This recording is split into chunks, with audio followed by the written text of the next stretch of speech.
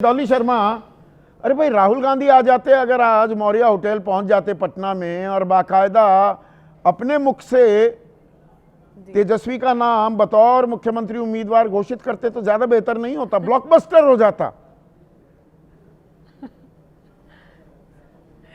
संदीप जी, मैं अपनी एक बात कहकर शुरू करूंगी कि बीजेपी और जो उनका गठबंधन है ना, उन्होंने बिहार के लोगों के जो सपने हैं ना, उन्हें स्लोगन्स में बदल दिया है।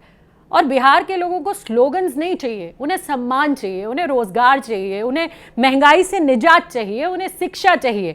बिहार की महिलाओं को ना 10,000 की चुनावी चुस्की नहीं चाहिए, उन्हें महंगाई से निजात चाहिए, उन्हें अपने बच्चों के लिए रोजगार चाहिए, नौकरी के बदले जमीन लिखवाने वाला परिवार चाहिए। लेकिन नहीं, मैं एक चीज जोड़ रहा हूँ, नौकरी के बदले जमीन लिखवाने वाला परिवार भी चाहिए।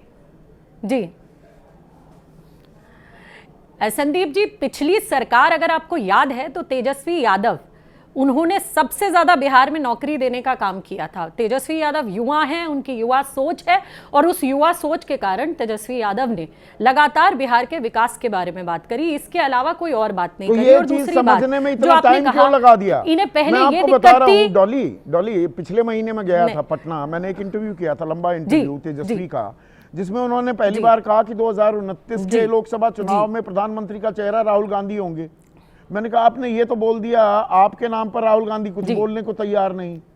और 16 दिन पहले चुनावों की घोषणा हुई थी, ठीक 6 अक्टूबर को, 14 दिन रह गए चुनाव के, अब याद आया कि तेजस्वी को चेहरा बनाना चाहिए, ये पहले नहीं कर देना चाहिए था? संदीप जी, आपने वोटर अधिकार यात्रा देखी होगी, दोनों नेता लगातार एक साथ रहे, एक साथ घूमे, कार से लेके बाइक पर, बाइक से लेकर पैदल, वो हमेशा हर जगह बिहार के लोगों के लिए खड़े रहे, उनकी बात करी, उनके वोटर अधिकार की बात करी। उन्होंने कहा कि बिहार के लोगों को उनका हक मिलकर रहेगा, और ये दोनों नेता इकट्ठे काम करते रहे। अब पहले इन्हें ये दिक्कत थी कि तेजस्वी यादव का नाम नहीं कांग्रेस डिक्लेयर कर रही।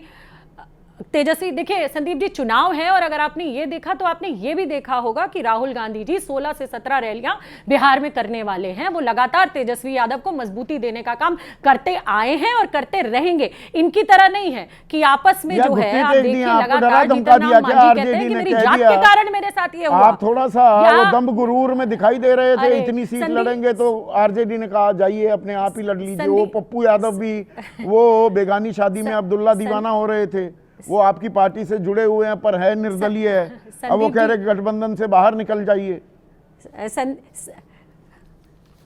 संदीप जी, मैं आपको बस एक बात ये कहना चाहती हूँ कि राहुल गांधी एक ऐसे नेता है जो बिना डरे, बिना झुके, कन्याकुमारी से कश्मीर तक इस देश के लोगों के हितों की बात के लिए निकले, सड़क पर निकले, उन्होंने बात की। डरने वाले तो वो किसी से नहीं है। 11-11 घंटे जिस तरीके से भाजपा सरकार ने उन्हें प्रताड़ना दी, उन्हें बिठा कर रखा, और सोनिया जी को बिठा कर रखा, कोई नहीं डरा। कांग्रेस पार्टी किसी से डरने वाली पार्टी नहीं है, और हमारे नेता तो बिल्कुल भी नहीं है। इसलिए महागठबंधन बहुत मजबूती से चल रहा है, हर तरीके से हम लोग साथ खड़े हैं, एक दूसरे को मजबूती से देंगे। मुख्यमंत्री चेहरे का ऐलान करवा लिया। शाहनवाज हुसैन भी कह रहे हैं कि कांग्रेस ने तेजस्वी के सामने घुटने टेक दिए। संदीप जी, ये वही सम्राट चौधरी है ना जिनके पिता शकुनी चौधरी, उन्होंने प्रधानमंत्री मोदी जी के लिए अभी कुछ ही समय पहले बयान दिया था कि इनको भागलपुर की जमीन में गाड़ देंगे। ये वही सम्राट चौधरी हैं शायद, मुझे लगता है। तो शायद आपस में उन्हें यही नहीं पता, बाप बेटी की ट्यूनिंग हो नहीं पा रही, बाकियों की वो बात कर रहे हैं। तो मुझे लगता है यहाँ कांग्रेस और आरजेडी और हमारे महागठबंधन में सब कुछ ठीक है। वो अपनी चिंता करें, अपने घर की चिंता करें। कहीं एलजेपी में ये हो रहा है, कहीं जेडीयू में ये हो रहा है। आपस में देखिए, नीतीश जी बेचारे मजबूर हैं आज, उनको आज ये मुख्यमंत्री का चेहरा, प्रधानमंत्री जी ने खुले तौर पर 2020 में कहा था हमारे मुख्यमंत्री गलत देखा मैंने, चाहे संदीप जी एक सेकंड में कंप्लीट कर हाँ, करिए प्लीज। संदीप जी, बस एक सेकंड में कंप्लीट कर लूं, फिर आप सवाल कीजिएगा बड़े रिस्पेक्ट से। जी देखिए, उन्होंने 2020 में प्रधानमंत्री मोदी जी ने खुले तौर पर कहा था कि सीटें कितनी भी आए, लेकिन मुख्यमंत्री जो है वो नीतीश कुमार होंगे। लेकिन आज वो क्यों नहीं कह पा रहे हैं ये बात? क्यों? अमित शाह जी ने आके कहा कि विधायक दल होता है। अरे ये तो सबको पता है कि विधायक दल होता है। जब आप 2020 में खुलकर कह पा रहे थे तो आज क्यों नहीं कह पा रहे? क्या नीतीश कुमार अगले शिंदे होंगे, या अगर ये नहीं हुआ तो उनकी पार्टी तोड़ दी जाएगी? आखिर चल क्या रहा है इनके गठबंधन में? चल यही रहा है। अगर आज खुलकर नहीं बोल पा रहे तो कहीं ना कहीं बड़े आप भी समझ रहे हैं, हम भी समझ रहे हैं, सब समझ रहे हैं। सुनिए तो, इतना सॉफ्ट क्यों हो गए हैं नीतीश कुमार को लेकर? बीजेपी पर आक्रामक है आरजेडी और कांग्रेस, जेडीयू को लेकर थोड़ी सॉफ्ट हो गई है जी। कोई खास वजह? नहीं संदीप जी, सॉफ्ट नहीं, ये सच, संदीप जी सॉफ्ट नहीं, ये सच्चाई है। आप बताइए 2020 में अगर प्रधानमंत्री जी खुलकर कह सकते हैं कि सीटें कितनी भी आए लेकिन मुख्यमंत्री नीतीश कुमार होंगे, लेकिन आज ये बात क्यों नहीं कह पा रहे हैं? आज ये बात बार बार कहते हैं नेतृत्व में, अरे कह दीजिए ना कि मुख्यमंत्री नीतीश कुमार होंगे। ये रिश्ता क्या क्यों नहीं कह कहलाता पा है? रहे? ये भी फिर एक कहते हैं सवाल है अभी अपने आप अमित में। शाह ये जी से बड़े- सवाल एक मिनट, विवेक कुमार आपसे बड़ा पूछा जा रहा था, ये रिश्ता क्या कहलाता है।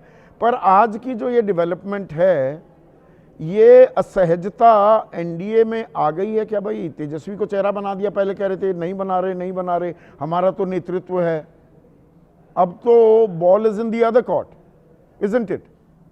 बहुत बहुत धन्यवाद संदीप जी। मेरी आवाज आ रही है ना? आ रही है, लाउड एंड क्लियर। कि नहीं, आज का प्रेस कॉन्फ्रेंस तो संदीप जी बिहारियों पर एक भद्दा मजाक है। आप बता दीजिए कि कौन बिहारी ये नहीं जानता है कि अगर राजद का जंगल राज लौटेगा तो उनके सुपुत्र ही सत्ता पर बैठेंगे।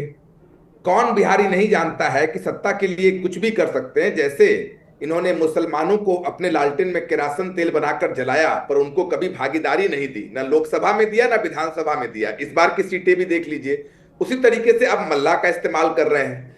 तो जिन जातियों को इन्होंने आवाज दी और उसके बाद उनके हाथ में लाठी दे दिया और कट्टा दे दिया ताकि लठैती और हुड़दंगी करें, उनको न शिक्षा दी, न जमीन दिया, न राजनीतिक भागीदारी दी।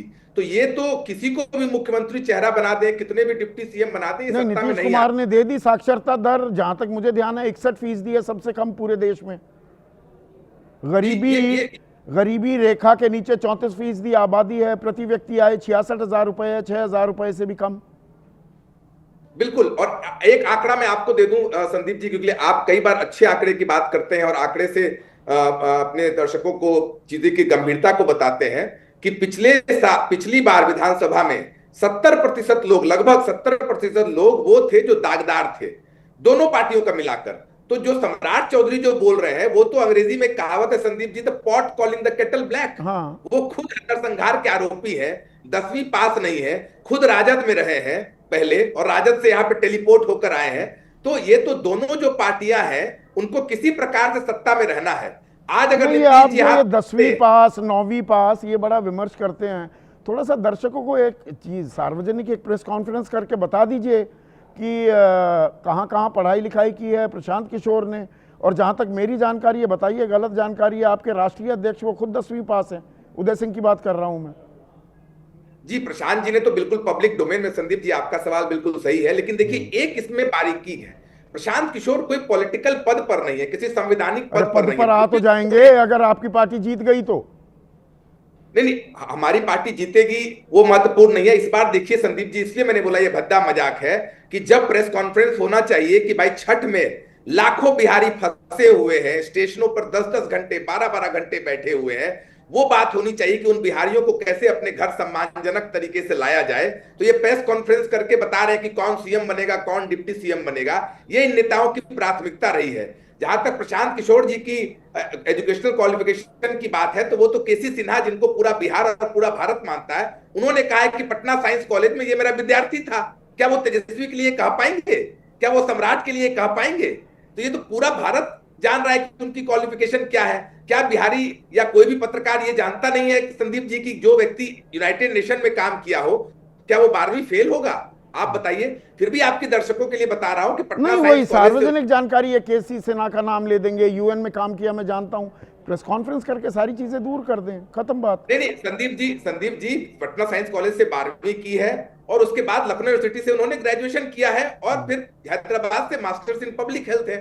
लेकिन क्या ये मुद्दा बिहारियों के लिए है, या बिहारियों के लिए मुद्दा है कि कैसे पलायन रोका जाए, जिस पलायन के कारण आज लाखों बच्चे मार खा रहे हैं। आपके मुख्यमंत्री पद का चेहरा है ना, चाहे वो चुनाव ना लड़ रहे हैं, इंतजार कर रहे हैं और वो सूरत के साथ ही आपका चेहरा तो प्रशांत किशोर ही है। प्रशांत किशोर ही चेहरा है ना मुख्यमंत्री पद का, अगर आपकी सरकार बनती है तो। नहीं, प्रशांत किशोर चेहरा नहीं है। इस बार पहली बार तो यही तो आपके चैनल पे भी कई बार लोगों ने कहा है कि ये कौन आ गया। इस बार बिहार के आम लोग बिहार के बच्चे जो हैं वो चेहरा है भाई। पहले बिहार की जनता को अरे वो जीत कर तो दीजिए। चुनावी रैलियों के लिए अच्छा है, पर कोई चेहरा तो होगा ना। अगर आपकी सरकार बन गई तो प्रशांत किशोर ही मुख्यमंत्री होंगे।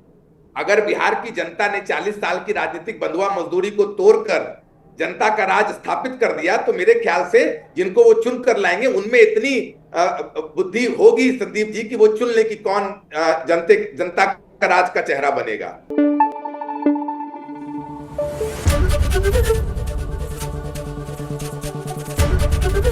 एबीपी न्यूज आपको रखे आगे।